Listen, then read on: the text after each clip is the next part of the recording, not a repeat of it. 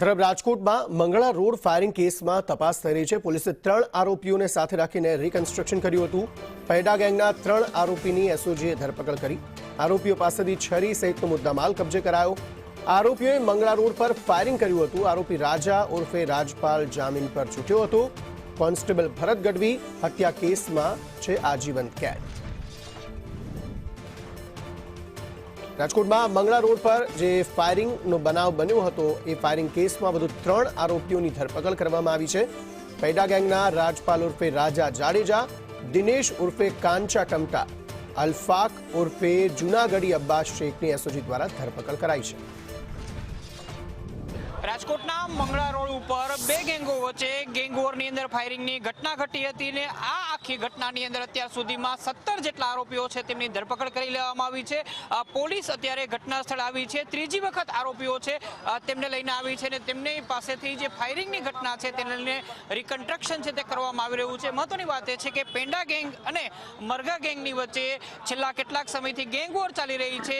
એક સ્ત્રી પાત્રના કારણે આ 2 ગેંગોની વચ્ચે ગેંગ વોર ચાલી હતી ને અત્યાર સુધીની અંદર 4 વખત બંને ગેંગો સામસામે ટકરાઈ ચૂકી છે।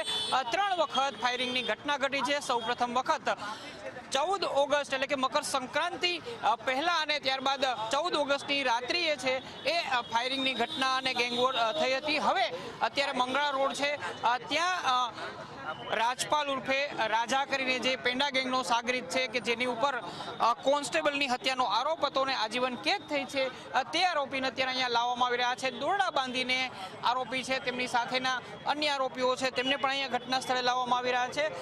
તેમની પાસેથી અત્યારે ઘટનાને લઈને રિકન્સ્ટ્રક્શન કરવામાં આવી રહ્યું છે। પોલીસ પંચનામું સહિતની કાર્યવાહી કરી રહી છે। મહત્વની વાત એ છે કે દિવાળી બાદ રાજકોટની અંદર ક્રાઇમની ઘટનાની અંદર સિલસિલાવાર રીતે ઉછાળો આવ્યો છે અને તેને ડામવા માટે પોલીસ હવે કડક હાથે કામ રહી રહી છે। મહત્વની વાત એ પણ છે કે છેલ્લા 15 દિવસની અંદર જે પ્રકારે ક્રાઇમની ઘટના થઈ છે હવે પોલીસ છે તે આરોપીઓ ઉપર પૂરેપૂરો કાયદાનો સકંજો છે એ રાખવા માટે અત્યારે ગતિવિધિ આગળ વધારી રહી છે। કેમેરામેન માધવ ભટ્ટ સાથે મયુર સોની, સંદેશ ન્યૂઝ, રાજકોટ। તો પેંડા ગેંગના વધુ 3 આરોપીઓની એસઓજીએ ધરપકડ કરી છે। રિકન્સ્ટ્રક્શન આખી ઘટનાનું કરવામાં આવી રહ્યું છે। કઈ રીતે ઘટનાને અંજામ અપાયો, કઈ રીતે આખી ઘટના આખી વારદાત જે છે તે બની હતી તેને લઈને અત્યારે રિકન્સ્ટ્રક્શન આરોપીઓને સાથે રાખીને પોલીસ દ્વારા કરવામાં આવી રહ્યું છે।